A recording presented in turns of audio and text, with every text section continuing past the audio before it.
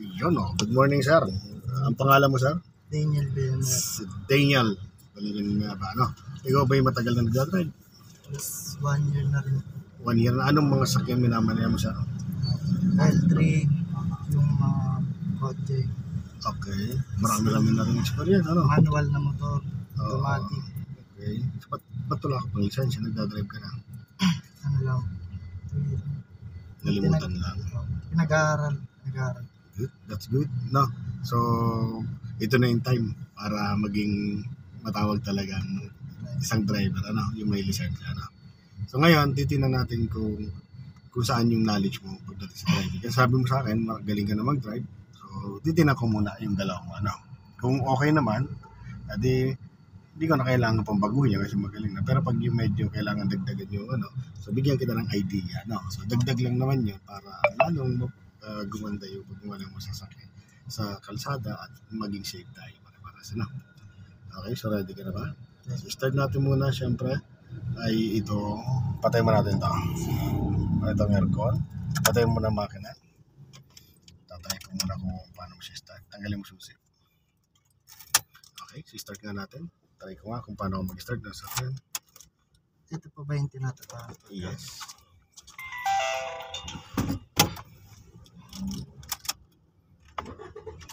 Good. Okay, so buksan mo ng aircon mo. Number 2 lang. Oo. Kaya lang naman yan. Number 2 mo na. Then, ready na ba tayo? Na-check mo na side mirror mo? Both side mirror? Na-check mo na? Komportable ka na dyan? Okay ka na? So, go na ba tayo? Go na tayo? Saan po ba tayo? Iikot lang tayo. Titignan ko lang yung ano. Wala ka na ba nalilimutan? Wala. Baka mayroon ha. Titignan mo na sa dashboard kasi pag kung ano sa dashboard mo, pwedeng magsabi sa'yo kung may nalilimutan ka o wala. No, sa dashboard. Ano nakikita mo sa dashboard? Ayun na yung dashboard. Ayun. Anong ano ilaw? Yung seatbelt. Oh yun. Wala tayong seatbelt. Ano, so hindi pwede tayo magpatakbo na wala tayong seatbelt. No? Nakapakasagas. Yun. Kinakabahan kaya tayo, no? Ano pang mga ilaw? Parking. Anong ibig sabihin nun?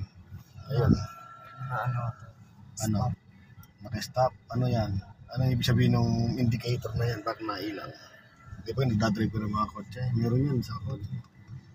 Yan sir ay tinatawag na parking brake o handbrake. Ayun. Okay, sibukan mo na handbrake mo.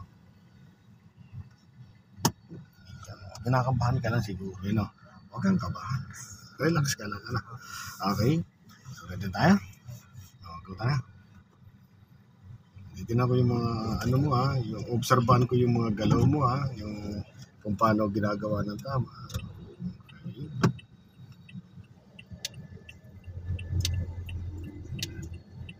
Kasi mayroong mga magaling ng driver pero minsan may mga kulang pa rin yung pagdating sa mga nalilimutan. Check mo muna yung ano. Wala kang signal na wala yung signal. Okay, so tayo.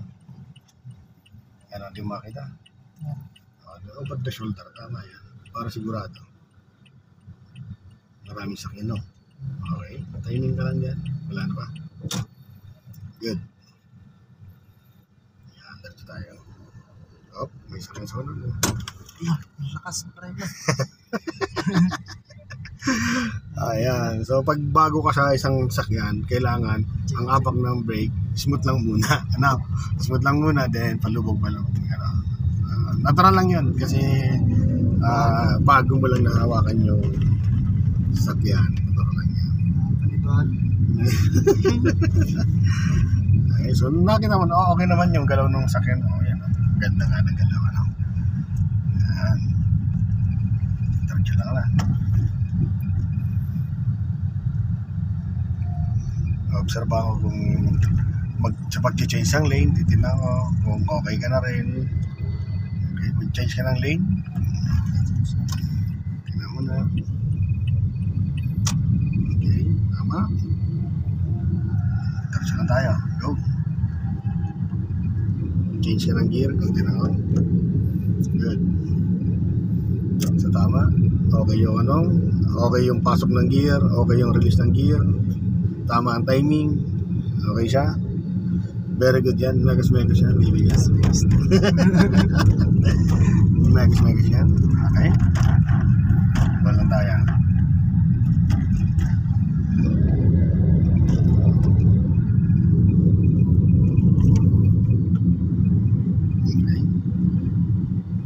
May bitin ka dyan, alam bakit? Nag 4th gear ka pero ang takbo mo nasa 40 pa lang.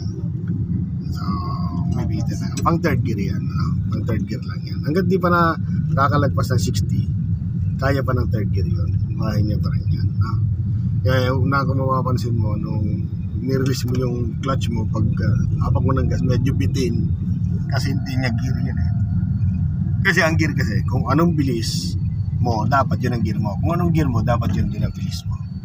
Eh, pwede ka magbase dyan sa gano'n. Sa 0, 20, first gear, 20 to 40, second gear, 40 to 60, third gear, ano, gano'n lang yan. 60 to 80, fourth, and fifth naman to 80, ano.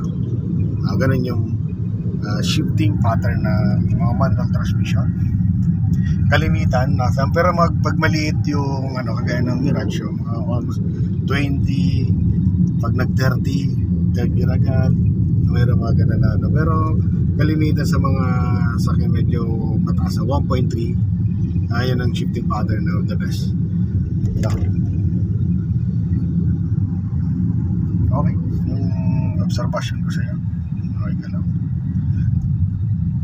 Nakita mo yung pedestrian lane na yon, may kalsada doon pakaliwa, kakaliwa tayo doon sa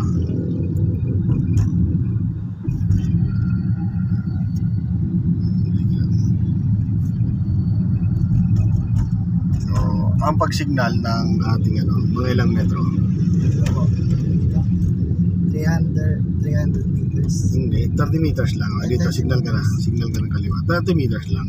No? Pag 300 meters, ang layo nung, dito tayo. Slow naman. Dito na lang. Yan, okay.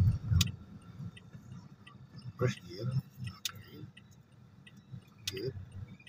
Pag 300 meters, gano'ng kalayo yung brother? Ang layo, no? So kung magsisignal ka 300 meters, kahit nasa expressway ka ang layo pa, no? So madidistract agad yung mga nasa ano mo.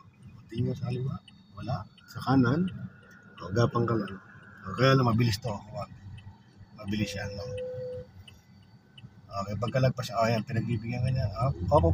Titingkaw dito. Ayan, titingkaw dito. Ayan, mabilis yung, yung rush pala. Yung rush. Prepare ka lagi. Ayan, tinan mo. Ayan, dito ka muna. Okay, first gear ka na. Okay, go. Gapang ka, kunin mo siyang lane. Dito, pakaramdaman mo lang to ha. Okay, go. Yan. Ayan, ano. So kung alin yung unang babangga sa'yo, doon ka muna mag-focus. Huwag muna doon sa pangalawang babangga sa'yo. Unahin muna yung isa. One at a time lang yung kailangan mong attention, no?